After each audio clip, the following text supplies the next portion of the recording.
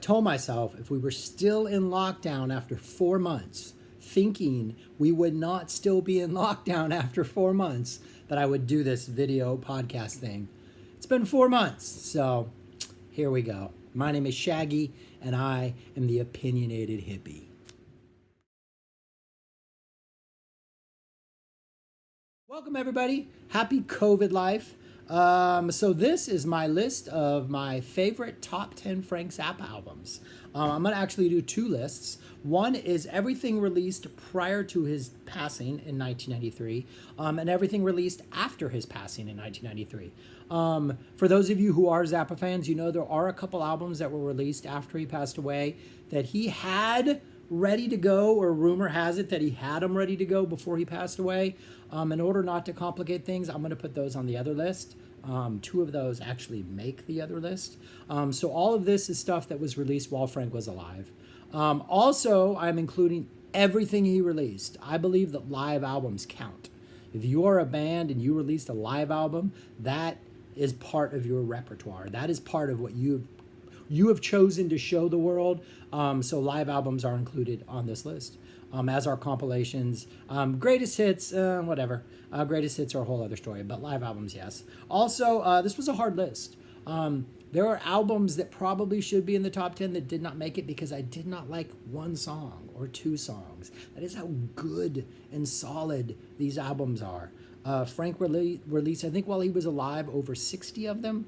And then I think there's been about 40 since he passed away. So there's a lot of albums to go through. But anyways, these are my favorite 10 Zappa albums. These are not beginner albums. These are not the albums I would say, hey, if you want to get into Frank, start here, though. Some of these are kind of that. These are just the ones that I think are the best. I've been listening to him since high school. I got a closet full of live concert tapes.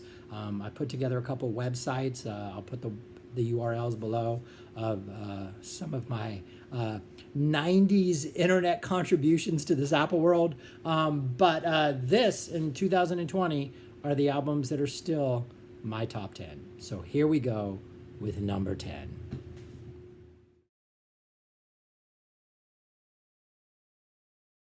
10, absolutely free.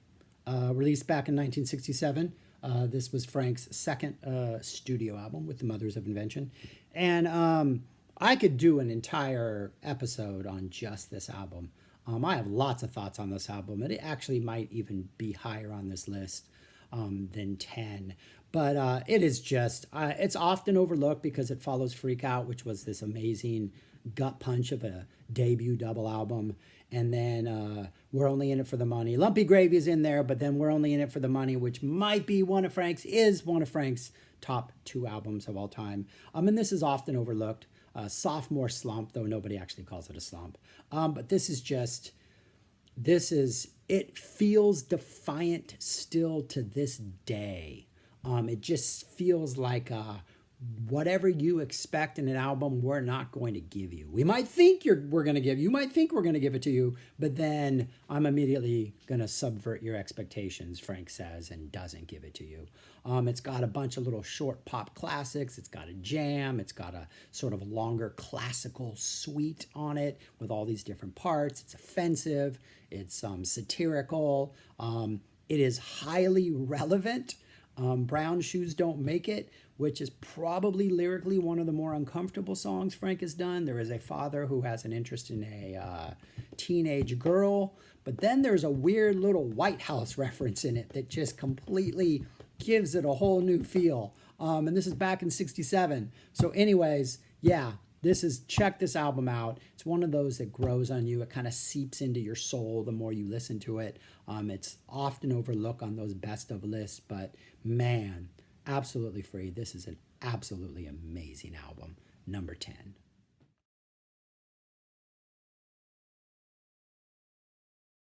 Make a jazz noise here, and the sun just got a whole lot brighter outside. Can you see?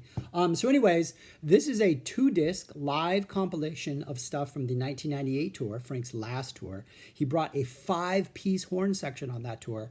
So this band was essentially doing material as far back as, like, I mean, Eric Dolphy's Memorial Barbecue. It's not on this release, but it's on others.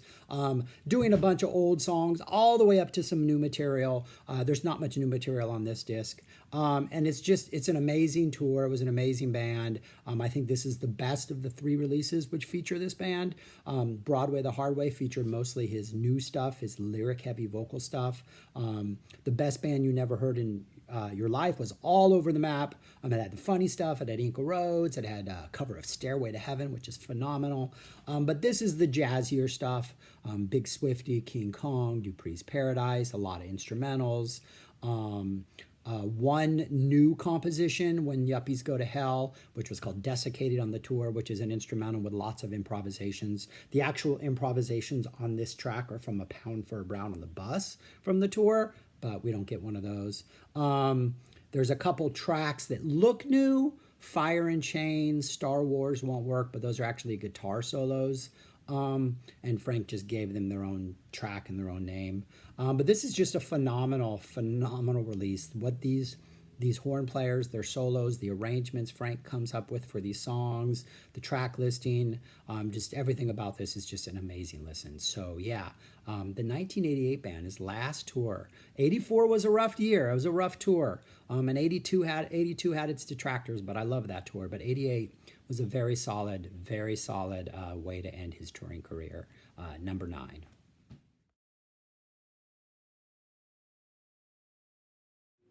Number 8, 1970s Weasels, Ripped My Flesh.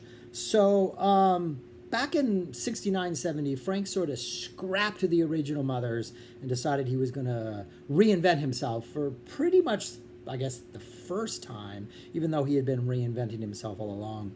But he got rid of the old Mothers. Ian Underwood stuck around because he was sort of a, savant kid. He did Hot Rats. So he, this is the direction. Hey, I'm doing this kind of thing now. And then before he could figure out really where he was going next, Flo and Eddie, he released a couple sort of clearinghouse albums. Albums that had a lot of different material that the original Mothers had performed. This one is the noisy, chaotic clearinghouse version. There's a lot of improv on here, very noisy, chaotic, percussion-heavy improv. There's a couple beautifully composed instrumental pieces a la Peaches and Regalia. Not as grand as that or as long as that, but like little snippets. There's Oh No is on here. My Guitar Wants to Kill Your Mama is on here. So it's a little bit of everything. It's sort of eclectic. It's chaotic. It's, everything in the kitchen sink, which I think is what Frank is. Absolutely love the album. Starts off with chaotic noise, ends with feedback, and in between it's just an unpredictable journey. So if you like this album, you're going to be pretty okay with pretty much anything Frank Zappa does. So, number 8.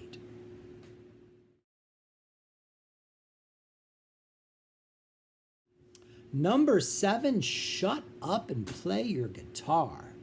The first one, if we're going to be technical, if we're talking about CDs, all 3 of them, the Return of the Son of and the Son of, or I don't know, I forget what the other 2 names are. So essentially, for those of you who don't know, Frank is an absolutely amazing guitar player.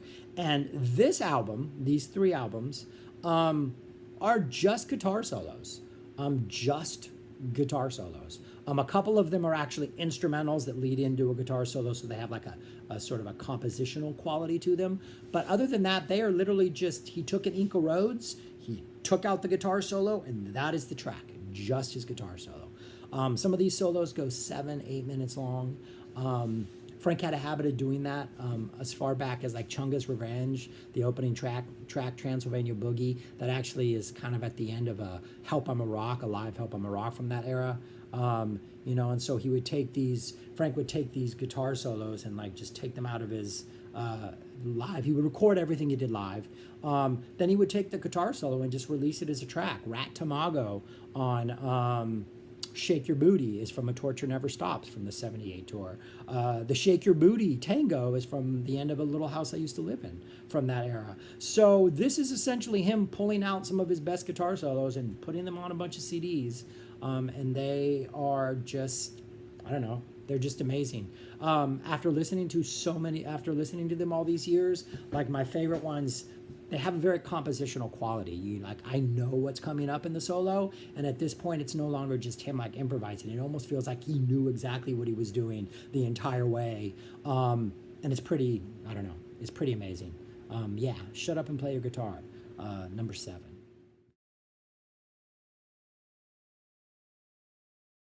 Number 6, Hot Rats.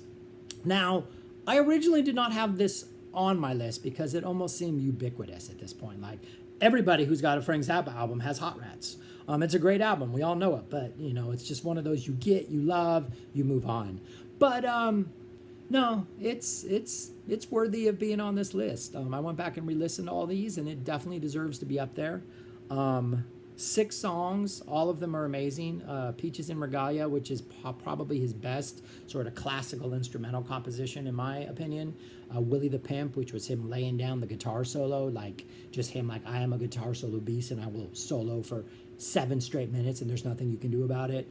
The Gumbo Variations, which is just like a lengthy jazz jam. It's just an amazing 6-song, sort of his version of fusion jazz. The first thing he did after he broke up the Mothers and was like, hey, I can do a lot more than this freak rock or whatever you want to call it. Great album. This is a good place to start. I think a lot of people have this album. It was one of the first 4 I ever had before I started to dive in, head first and get into the weeds and all that stuff.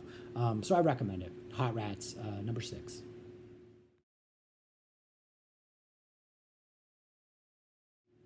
Number 5, Burnt Weenie Sandwich. This is the other of the 1970 Clearinghouse albums that Frank released after he broke up the Mothers, before he got, too deep into the Flo and Eddie era. I got the hiccups. So this is a couple studio tracks. Actually, I think a lot of this is studio tracks. A couple live things that he edited in. But this is almost all instrumental. There's 2 vocal tracks to open and close the album, sort of doo-wop numbers. And then the rest of it is all sort of his compositional stuff. Holiday in Berlin, Little House I Used to Live In, Igor's Boogie, some beautifully out-of-tune horns. So this is probably one of the more subdued Frank Zappa albums. This is one of those that just, it's not as chaotic or freaky. It's actually, can I say, beautiful at times. It's one of those, it's one of those that makes me at a loss for words, because I don't think there's anything in his catalog that's quite this flavor. Like Orchestral Favorites, he released about 7 or 8 years later, and that was all like compositional pieces. But this is just like, I don't know. But again, it's one of his best, and it's just one of those that leaves me at a loss for words. But Burnt Weenie Sandwich, don't let the cover fool you. Don't let that cover right there fool you. It's not as ugly as that picture is. It's actually quite a beautiful album. Quite a beautiful album.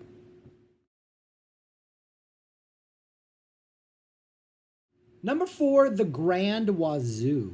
So this is from Frank's big band era. Not that he was playing necessarily big band music, but he had big bands. Lots of horns, percussion, just woodwinds, everything. And he composed pieces that I think critics like to say follow into that sort of Miles Davis Bitches Brew type thing, but they are undeniably Frank. He released 2 of those albums. Waka Jawaka came first and The Grand WAZOO came second. Both excellent albums. This is my favorite. 5 songs on here. One of them kind of has vocals. I mean, they have vocals. 2 of them kind of have vocals. But it's mostly an instrumental album, a lot of solos. Amazing playing. The musicians are just, you just can't beat these musicians. If you go to listen to this on Spotify for some reason has the first 2 tracks on side A. There are 2 tracks on side A. It has flipped them. It has put the Grand Wazoo first and Calvin and his next 2 hitchhikers second. The original album has them flipped. So if you're listening to this on Spotify, flip them, because it's a much better album with Calvin first and then the Grand Wazoo second. But yeah, this is just another one of those, just not that weird of a listen. Cletus, Alritis, Alritis, the third song, is kind of weird and funky. It's got some barrel house pianos and it's kind of wacky, but it's not aggressive as some of other Frank's other stuff is. It's complicated, it's weird, it's hard to play, but it definitely has I don't know, it's a little more palatable, I think, than other stuff. But an amazing album, just absolutely amazing. Number 4, Grand Wazoo.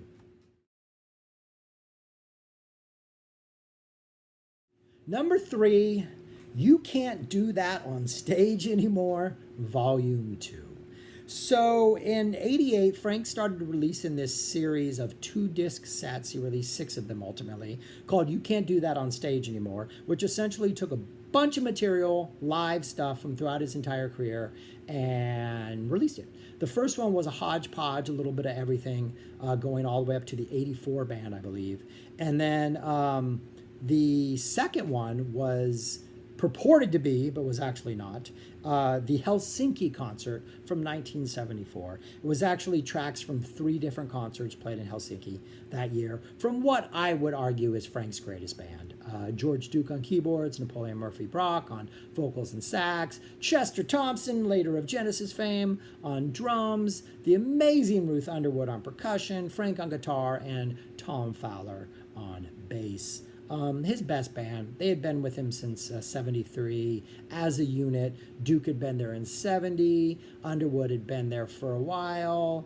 Fowler, and they all came on. So they'd all been around for a couple years, and they're playing some of Frank's most difficult material as if it was just nursery rhymes. Like, I mean, it's just amazing stuff.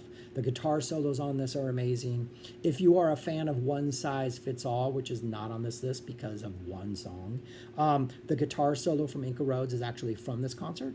The full guitar solo is from this concert. Frank shortened it a little for that release. It's got versions of Pygmy Twilight that have not been released elsewhere, Cheapness that has not been released elsewhere. The Approximate on here is great, and it contains the single best version of Montana ever. Listen to it and you will know why. I'm not even going to tell you why. It's the best version. It's the best guitar solo. It is the Montana to end all Montanas. But yeah, You Can't Do That on Stage Anymore, Volume 2. That is my 3rd favorite album.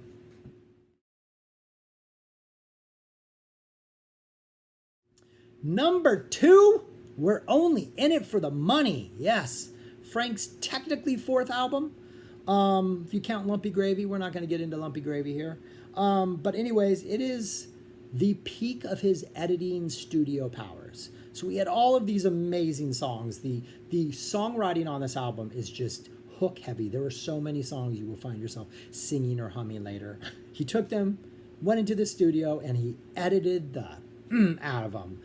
There's vocal parts, there's segues, there's abrupt endings. You're right in the middle of a little groove, and then it's like a record scratch, and you're off into something else. And it's just absolutely an amazing work of sort of production.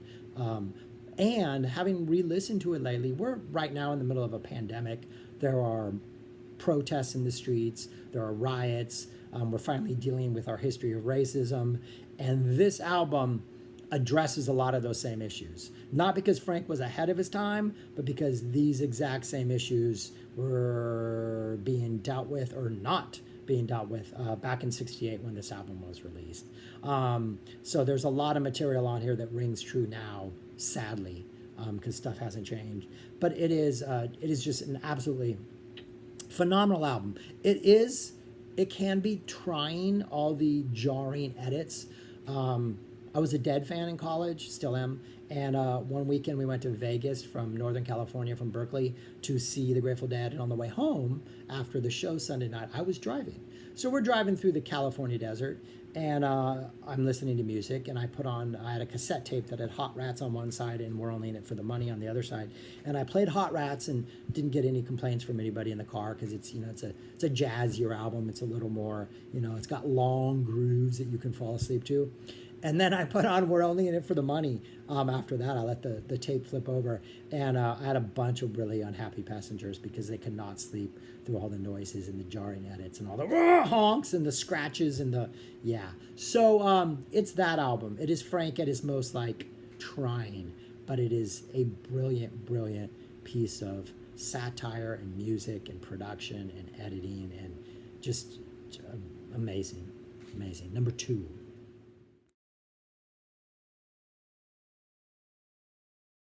And my number 1 favorite album, that is my drum roll, Uncle Meat, 1969. Sort of his official, before the clearinghouse of Weasels and Burt Weenie, last hurrah of the original Mothers. A double album. It's got amazing songs. Dog Breath, the theme from Uncle Meat, Pound for a Brown is on here. There's a lengthy King Kong with solos. It's got crazy edits. It's got live stuff. It's got recorded dialogue. It really is sort of, I think, the ultimate, the best expression of everything Frank was about throughout his entire career. Uncle Meat. It is not an easy album. It is a difficult album. It is jarring at times. It has those quick edits that We're Only in It has. But it just, I don't know. The more you listen to it, the more it just makes sense as, yeah. They re-released a version of it a couple years ago. I think it's called Meat Light. It's on Spotify. And this has the original version, and I think after that it's got an alternate version in which I think they found a track listing that Frank had originally, was possibly going to go with, and that alternate version is on there, and that is an amazing listen. As someone who like knew this album, every little heartbeat and every little like note, I knew it so well. To listen to the sequenced album was a revelation. There was new material in there, a couple new guitar solos, some new vocal parts, but it was just an absolutely amazing listen. And so I highly recommend that if you are one who has not heard Uncle Meat and you want to check it out, check out the original album first, get to know that, spend some time with that, and then take that deep dive into the alternate track listing, because it was a pretty revelatory experience for me. But yeah, so that was number 1, Uncle Meat. That's it. Those are my top 10. I know there are albums not on this list that people think should be on that list. Tell me what they are. I have my reasons. Most of them have to do with 1 or 2 songs. I approach this very much as an album and not a collection of songs, meaning it wasn't just like, for example, if it had been a collection of songs, one size fits all would have been on this list, because 3 of my all-time favorite songs are on that album. However, I Can't Afford No Shoes, I so don't like that. Cannot stand that song. And the fact that it's second on the album, so you listen to Inca Roads, which is this absolutely amazing experience, possibly Frank's best song, and then you go into Can't Afford No Shoes, it's just, yeah. So I had to remove that from the top 10 for that reason alone. Had it been sequenced differently, and had Can't Afford No Shoes possibly been somewhere else, maybe it would have made the list, but even then, I really don't like that song. Shake Your Booty, which also I think is another really strong album, also did not make this top 10 because there's several songs on there that I just cannot tolerate listening to anymore. So anyways, if you got comments, post them down below. I'll try to address them. Next week, I'm going to have my top favorite albums post his passing. There is some amazing material in that list. So, yeah, anyways, happy listening, guys. Be safe out there. That's it for today. Yeah, good night and good luck.